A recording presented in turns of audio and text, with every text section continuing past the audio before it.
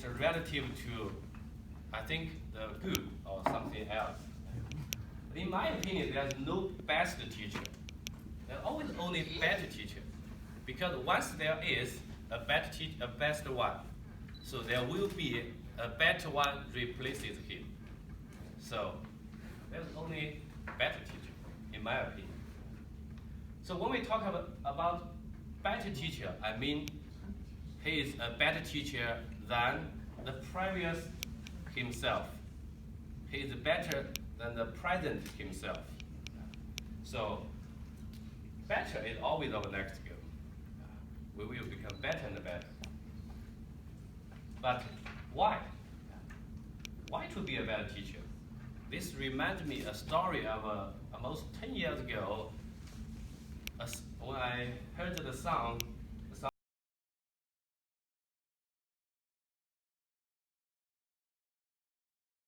It's a relative to, I think, the good or something else. In my opinion, there's no best teacher. There's always only better teacher. Because once there is a best one, so there will be a better one replaces him. So there's only better teacher, in my opinion. So when we talk about better teacher, I mean he is a better teacher than the previous himself.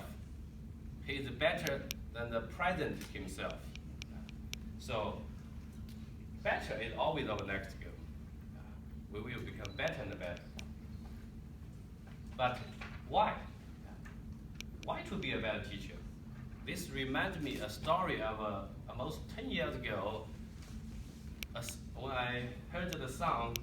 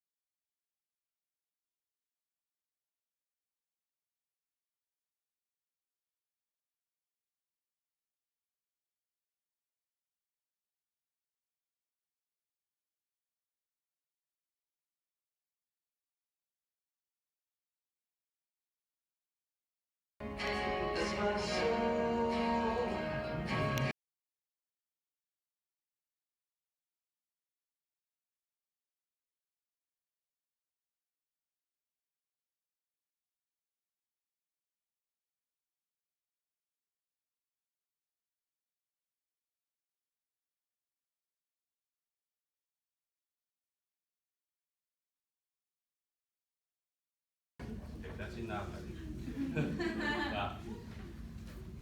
All you hear, the last sentence we heard before is, now I'm doing all I can to be a better man. It's a relative to, I think, the good or something else. In my opinion, there's no best teacher. There's always only better teacher. Because once there is a best one, so there will be a better one replaces him. So there's only better teacher, in my opinion. So when we talk about better teacher, I mean he is a better teacher than the previous himself. He is better than the present himself. So better is always our next goal. We will become better and better. But why? Why to be a better teacher? This reminds me a story of almost 10 years ago.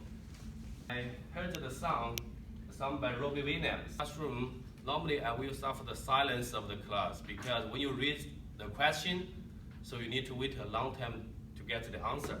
Now maybe Dr. Kirk, and oh, you don't know maybe, you didn't teach Chinese? Yeah, you know that, okay?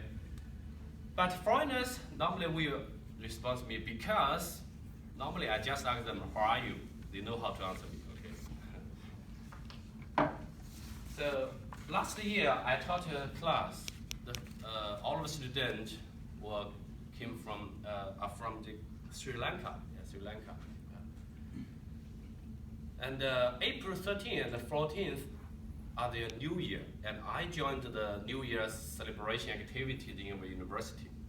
The other day, when they attended my Chinese class, I asked them to tell the story in Chinese in turn. So most of them performed very well, but when it turned to one guy, he said nothing until 1 minute later, I can't wait anymore. So I asked him with a little angry, yesterday's activities were not interesting, right? A little angry.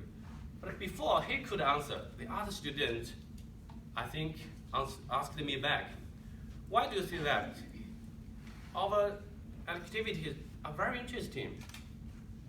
Okay, I think they have sensed the angry feeling I conveyed when I raised the question. So the atmosphere in the classroom became awkward immediately. So this incident told me two things. The first one, so how to raise a question, or how to manage the question in the classroom, especially in language teaching courses, is very important. The second one just reminded me I should choose to be the president of America, so I didn't bear this investment. Yeah. So I asked this question of one of my friends because he was very, very common teacher, but became the excellent one only lasted 2 years. So I was wondering how he made it. Yeah. Here is the story he told to me.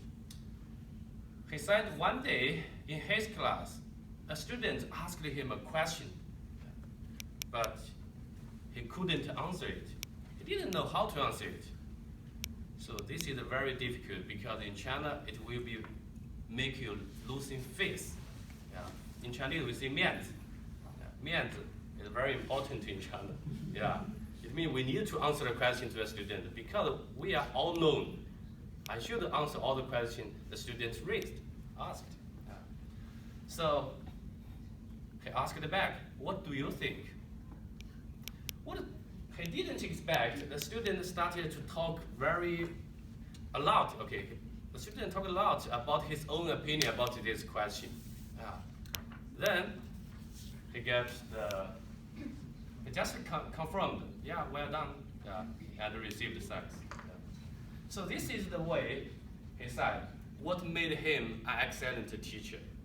Just read the question, what do you think, and receive thanks. Okay? So that's the question, what do you think? And this is very frequently used in the book, what the best college teachers do. So create a natural and critical environment. And detailed steps were given in the book, like question, start a question, answer the question, answer the question, and end with another question. So you see, questions and questioning are much more important than answers, maybe, in class. So I'm going to learn to ask like this. So when I go to the barbers, they asked me, what hairstyle do you want? I asked back, what do you think? Now you see, I got this hairstyle until now. So I know, okay, it's kidding. It's not because of So, but I learned from that, we cannot copy others' experience, right? So, like we want our students, learn to be yourself. Learn to be yourself. So, but there should be some common things between better teachers or best teachers. And the one thing is to learn constantly. It means teachers and students are antonyms. Teaching and learning are antonyms. But interestingly, if you want to be a better teacher, you must be a student first. So my answer is to be a student. Okay, that's the first part. The second part is about some interesting linguistic phenomena I got here. As you see, the left side is the 12 sentences I collected here. Some I have marked the citation, like from Dr. Howard, here, Dr. Xu, even Dr. Davis. Do you remember when did you see this sentence? I do not. Because you always see that. It's my player when we go to the Dawson. Mm-hmm. Yes. You remember? Okay. Yes, I do remember now. Okay. So I collected it here. Yeah. All here is, in English you see we use me or I, but in Chinese we use 你, which means you in English. Okay, 你. So I know some of you cannot recognize the Chinese character, but you can see the blue one, it's written in pinyin 你. 你. So all the sentences me, I here is 你. If you don't understand, no problem, because I have literal translation here. Sorry to trouble you. What did you want? You are great, something. You see? Yeah. I think this is maybe because Chinese language is listener-centered language, but English is like speaker-centered. That's my own opinion. Okay. So when you speak Chinese, you need to focus more about listeners' feeling first. But when you speak English, you focus more on my own feeling. Yeah. What should I say? That's the difference, right? So similarly, it determines how we teach language. We cannot translate. Yeah. Otherwise, it will be like this. When Americans asked by a Chinese, have you eaten your breakfast? Have you made this question before? How to answer it? You don't know. Because in Chinese, this question is very common to greet every day. And we cannot answer the sentence, 你好吗? raised by a Chinese student. Because we don't ask 你好吗 to greet each other, especially the familiar one. So when American praised me, I really like your baseball cap. So maybe I need to prepare one as a gift, because in Chinese, this is a kind of ask something euphemistically. But in American, English, if you say, oh, I really like your presentation, I will answer you thanks in English, even I know it is not good enough. Okay, that's all my presentation. Thank you all. Please feel free to make questions. Okay.